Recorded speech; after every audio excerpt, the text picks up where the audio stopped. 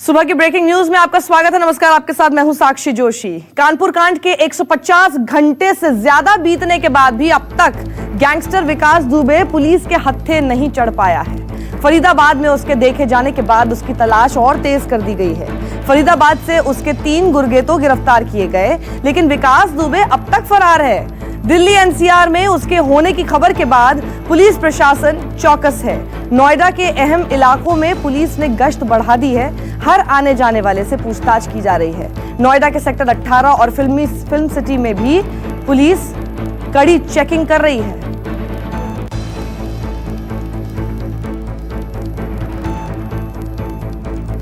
Lockdown के period में हम लोगों ने यहाँ पे लगातार चेकिंग कराई है। ऐसा होता है कि रात में एक्टिविटीज़ काफ़ी होती है, तो उसको ध्यान में रखते हुए हम लोग अपने पेट्रोलिंग को इंटेंसिफाई किए हैं और उसी क्रम में आज भी चेकिंग हो रही है। लेकिन पिछले कुछ दिनों से जो कानपुर इंसिडेंट के बाद से कुछ विशेष इनपुट्स भी मिलते हैं, तो हम लोग और भी थोड़ा सा अलर्ट होकर चेकिंग करते हैं। ऐसी कोई नई बात नहीं है, बट हमारा जो एक तरह से आप कह सकते हैं कि जो हमारा देखने का और चेक करने का जो हमारा नज़रिया है, उसको थोड़ा और भी हम लोगों ने पैनी कर दिया होगा। हमारे साथ हमारे संवाददाता पवन मिश्रा जुड़ चुके हैं। पवन, फरीदाबाद में तो पकड़ा नहीं जा सका था, लेकिन अभी ये माना जा रहा है कि फिल्म सिटी में हो सकता है। आखिर पुलिस को ऐसा क्यों लगता है कि नोएडा फिल्म सिटी में पाया जाएगा?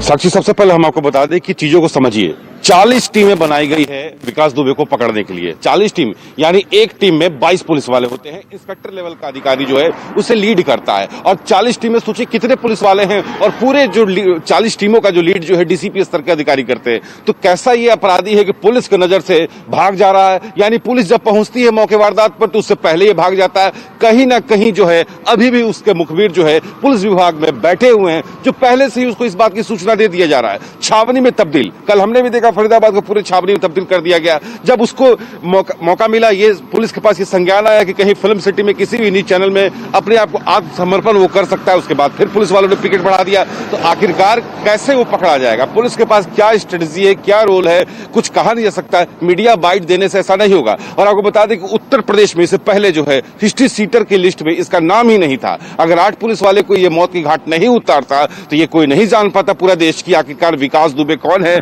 और इसका राजनीतिक संरक्षक कौन इसको दे रहा है। तो इस तरह के कई ऐसे तार यहाँ पर जुड़े हुए, जैसा कि श्रवण को पकड़ा गया, अंकुर को पकड़ा गया, प्रभात को पकड़ा गया। 3 घंटे वहां पर रहा था विकास दुबे। जब पुलिस वहां पर पहुंचती है, पुलिस की दलील और थॉट सुनी, समझिए कि पुलिस पहुंचती है, पुलिस का यह कहना है कि गोलीबारी किया गया, राउंड फायरिंग किया गया, तब पुलिस ने उससे धर दबोचा, लेकिन गोली के कहीं निशान हमें देखने को नहीं मिला। आखिरकार ये तीनों जब पकड़े जाते हैं तो विकास क्यों नहीं पकड़ा जाता है? क्या राजनीतिक संरक्षण जो है, क्या किसी ऐसे पॉलिटिकल लीडर को ऐसा शक हो रहा है या डर हो रहा है कि कहीं विकास पकड़ा गया तो कहीं वो मेरा नाम ना उगल दे, कहीं कुछ बताए ना? क्योंकि कई बिल्डरों के लिस्ट, कई उसके डायरी से मिले हैं, कई बड़े बिल्डरों के, उत्तर प्रदेश के बड़े बिल्डरों के फोन नंबर जो है उसके पास से ट्रेस हुए हैं। तो कहीं ना कहीं कंस्ट्रक्शन के क्षेत्र में भी उसका योगदान हो सकता है। कहीं ना कहीं ये भी जरूर बात है, जैसा कल कहा गया कि पवन, ये तो बात जाहिर है। शुक्रिया हमारे साथ जुड़ने के लिए। और विकास दुबे को लेकर एक बड़ा खुलासा हुआ है। 8 पुलिस कर्मियों की जान लेने के बाद भी विकास दुबे 2 दिन तक कानपुर में ही मौजूद था। इतने बड़े कांड के बाद पुलिस पूरे सूबे में भाग दौड़ करती रही, लेकिन वो उसकी नाक के नीचे कानपुर में ही आराम से छिपा रहा। फरीदाबाद पुलिस की प्रेस रिलीज से यह सनसनीखेज खुलासा हुआ है। विकास दुबे के 3 सहयोगियों की गिरफ्तारी और उनसे पूछताछ के बाद फरीदाबाद पुलिस ने यह जानकारी यूपी पुलिस से साझा की है। अशोक तिवारी हमारे साथ जुड़ गए। अशोक, ये बहुत ही चौंकाने वाली बात है। अभी देखिए, पवन बता रहे थे 40 टीमें बनाई गई हैं, एक टीम में 22 पुलिस वाले हैं, तो आप सोचिए 800 से ऊपर तो टीमें हैं। 2 दिन तक ये कानपुर में ही रहता है, बॉर्डर आप सील नहीं करते, फरीदाबाद तक पहुंच जाता है, दिल्ली एनसीआर में घूम रहा है, तो ये किस बात की टीमें हैं? देखिए, ये बिल्कुल एक हैरान कर देने वाली बात है। अगर फरीदाबाद पुलिस के दावे में जरा सी सच्चाई है तो ये यूपी पुलिस के लिए बहुत बड़ा चैलेंज है। दरअसल जिस बिकरू गांव में पूरी घटना घटित हुई है, वहां से शिवली की दूरी बहुत ज्यादा नहीं है। और अगर फरीदाबाद पुलिस के दावों को सच ही माना जाए कि वो घटना के 2 दिन बाद तक शिवली में ही मौजूद रहा, तो इस बात को पुलिस ने गंभीरता से क्यों नहीं लिया? हालांकि बाकी तौर पर पुलिस की तरफ से सिर्फ बिकरू ही नहीं बल्कि शिवली और आसपास के इलाकों में भी सघन चेकिंग अभियान चलाया गया था। तो इस बात की संभावना बहुत कम नजर आती है कि शायद विकास घटना के बाद किसी में रहा। लेकिन अब कल जब से फरीदाबाद पुलिस का ये दावा सामने आया है, तब से लेकर पुलिस के अधिकारी मंथन कर रहे हैं। वो जगह है जहाँ पर विकास का मूवमेंट शिवली में हो सकता है, वो लोग विकास के संपर्क में रहे होंगे या वो लोग जिनसे विकास का लगातार इनकी बातचीत होती रहती होगी और वो शिवली से ताल्लुक रखते होंगे, उन सभी से दोबारा पूछताछ की तैयारी पुलिस की तरफ से की जा रही है। बड़ी लापरवाही है, 2 दिन तक वो कानपुर में ही था। अगर बॉर्डर सील कर दिए होते तो कानपुर में ही पकड़ा जा सकता था, लेकिन देखिए वो कहां कहां जा रहा है और पुलिस सिर्फ खाक छान रही है। मोस्ट वांटेड विकास दुबे को पकड़ने के लिए पुलिस ने वाराणसी में लगाए पोस्टर। कानपुर के चौबेपुर में 8 पुलिस कर्मियों की हत्या के मामले में वाराणसी में भी विकास दुबे के पोस्टर चिपकाए गए हैं। 5 लाख के इनामी विकास दुबे के रेलवे स्टेशन पर पोस्टर चिपकाए गए। उसकी तलाश में यूपी पुलिस की 100 टीमें लगी हुई हैं। साथ ही नेपाल बॉर्डर से लेकर प्रदेश के हर जिले में पोस्टर चस्पा किए गए। वहीं एक और बड़ी खबर आपको बता दें कि गैंगस्टर विकास दुबे को लेकर यूपी राजस्थान सीमा पर सुरक्षा बढ़ाई गई। विकास दुबे के राजस्थान भागने की आशंका को लेकर पुलिस ने बॉर्डर पर चौकसी बढ़ा दी है। ऐसी खबर है कि मोस्ट वांटेड विकास दुबे राजस्थान के छोटे बड़े गैंगस्टर से संपर्क अपने लिए पनाह मांग सकता है। बता दें आपको कि हरियाणा से भी विकास दुबे के 3 साथी गिरफ्तार किए जा चुके हैं और अब ये शक हो रहा है कि राजस्थान में ऐसे कुछ गैंगस्टर लोगों से, जो कि छोटे भी हो सकते हैं, बड़े गैंगस्टर हो सकते हैं, उनसे संपर्क साधकर अपने लिए पनाह मांग सकता है। गैंगस्टर विकास दुबे के लखनऊ के घर पर एलडीए का शिकंजा कसता जा रहा है। कृष्णानगर स्थित मकान पर चिपकाए गए नोटिस में विकास दुबे की पत्नी ऋचा दुबे को लखनऊ डेवलपमेंट अथॉरिटी ने मकान का नक्शा पेश करने को कहा है, जिसके लिए आज तक का वक्त दिया गया है। मकान का नक्शा पेश नहीं किए जाने पर एलडीए आगे की अपनी कार्रवाई को अंजाम दे सकता है। बता दें कि कानपुर कांड के बाद बिकरू गांव में उसके मकान को तहस नहस किया जा चुका है।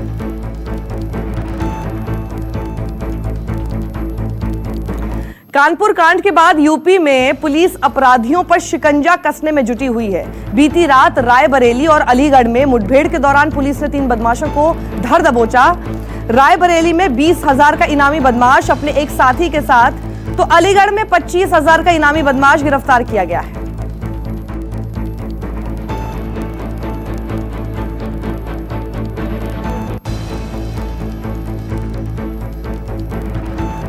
यूपी में 2 अलग अलग मुठभेड़ में 3 बदमाशों को गिरफ्तार किया गया है।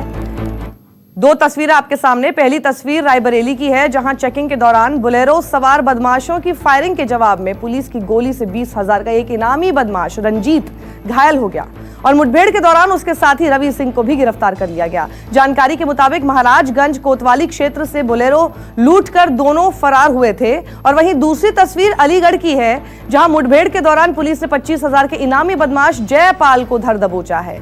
पुलिस को इगलास इलाके से एक व्यापारी के अपहरण के मामले में जयपाल की तलाश थी। उसके पास से एक बाइक, एक तमंचा और उसके साथ कारतूस और पुलिस की वो वर्दी भी मिली, जिसे पहनकर वो वारदात को अंजाम देता था।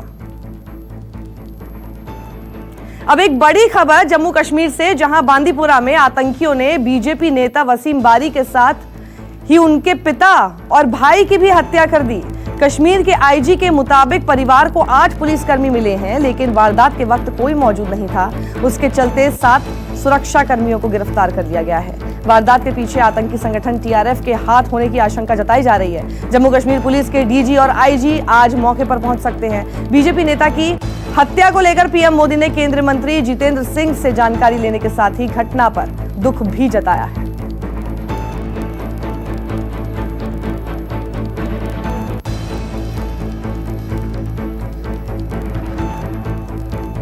और आसिफ सुहाफ हमारे साथ जुड़ गए हैं। आसिफ, दुखद खबर है ये कब की वारदात है, कहां पर ऐसा हुआ और क्या इसके बारे में कुछ जानकारी अभी तक पुलिस को मिल पाई है? देखिए, उत्तरी कश्मीर के बांडीपुरा डिस्ट्रिक्ट में ये वारदात हुई और कल करीब 8:45 बजे ये जो वसीम बारी है, इसके घर के बाहर एक दुकान है, फैमिली शॉप है इनकी, वहां पर ये अपने भाई और पिता के साथ मौजूद थे, जो जगह बिल्कुल बांडीपुरा पुलिस स्टेशन के करीब है। यहाँ कुछ अज्ञात मिलिटेंट आए, उन्होंने इन तीनों को निशाना बनाते हुए अंधाधुंध AK-47 से फायरिंग की, जिसके चलते तीनों गंभीर रूप से घायल हो गए और तुरंत यहाँ, क्योंकि पास में ही पुलिस स्टेशन था, पुलिस की टीम पहुंची और उन्होंने घायलों को हॉस्पिटल ले लिया और यहाँ तीनों जो है डॉक्टर्स ने ब्रॉड डेड डिक्लेयर कर दिया। इसके तुरंत बाद हालांकि पुलिस ने सुरक्षा बलों के साथ मिलकर इलाके को घेरे में भी ले लिया, लेकिन तब तक यहाँ पर ये हमलावर मिलिटेंट भागने में फरार हो गए थे। बताया जा रहा है कि ये जो हमला है इसकी वजह से पूरे जो कश्मीर घाटी में मेन स्ट्रीम लीडर्स है सभी काफी दुखद है और काफी शॉक में भी है। जिस प्रकार से ये अटैक सामने आया वो भी पुलिस स्टेशन के बिल्कुल पास में, और यहाँ खास बात ये है कि 10 सुरक्षा कर्मी इनकी सुरक्षा के लिए तैनात थे। ये तीनों वसीम, उसका पिता बशीर अहमद बारी और भाई उमर बारी, तीनों बीजेपी से जुड़े हुए थे। पिछले 4 साल से वसीम बारी बीजेपी का काम देख रहा था उत्तरी कश्मीर के बांडीपुरा। जानकारी के लिए आपका। और बीजेपी नेता की वसीम बारी और उनके पिता और भाई की हत्या को लेकर जितेंद्र सिंह ने ट्वीट किया है। अपने ट्वीट में उन्होंने लिखा है, फोन पर प्रधानमंत्री नरेंद्र मोदी ने वसीम बारी की हत्या के बारे में जानकारी दी। इसके साथ ही उन्होंने वसीम के परिवार के प्रति संवेदना भी प्रकट की है। तो बीजेपी अध्यक्ष जेपी नड्डा ने इस मामले को लेकर अपने ट्वीट में लिखा है, हमने आज बांदीपुरा जम्मू कश्मीर में शेख वसीम बारी, उनके पिता और भाई को खो दिया। उन पर कायरतापूर्ण हमला किया गया। ये पार्टी के लिए बहुत बड़ी क्षति है। मेरी गहरी संवेदना परिवार के साथ है। पूरी पार्टी शोक संतप्त परिवार के साथ खड़ी है। मैं विश्वास दिलाता हूं कि उनका बलिदान व्यर्थ नहीं जाएगा। और फिल्म जगत को इस साल एक और बड़ा झटका लगा है। सूरमा भोपाली के किरदार से मशहूर जगदीप अब हमारे बीच नहीं रहे। 81 साल की उम्र में बीती रात उन्होंने मुंबई में आखिरी सांस ली। आज उनको अंतिम विदाई दी जाएगी। वो लंबे समय से बीमार चल रहे थे। जगदीप ने करीब 400 से ज्यादा फिल्मों में काम किया। उनके निधन पर फिल्मी हस्तियों ने गहरा दुख जताया। प्रधानमंत्री नरेंद्र मोदी ब्रिटेन में आज से शुरू हो रहे इंडिया ग्लोबल वीक के 3 दिवसीय अंतर्राष्ट्रीय कॉन्फ्रेंस को संबोधित करेंगे। आज दोपहर 1:30 बजे उनका वर्चुअल संबोधन होगा। कोरोना काल के दौरान ये पहला मौका होगा जब प्रधानमंत्री मोदी किसी अंतर्राष्ट्रीय कार्यक्रम का न केवल उद्घाटन करेंगे बल्कि उसे संबोधित भी करेंगे। नमस्कार, मैं हूं मानक गुप्ता। अगर आपको हमारा ये वीडियो पसंद आया हो तो इसे लाइक और शेयर जरूर करें, और हाँ, हमें सब्सक्राइब और फॉलो करना ना भूलें ताकि आप देश और दुनिया की कोई खबर मिस ना करें। तो जुड़े रहिए हमारे साथ और देखते रहिए न्यूज़ 24।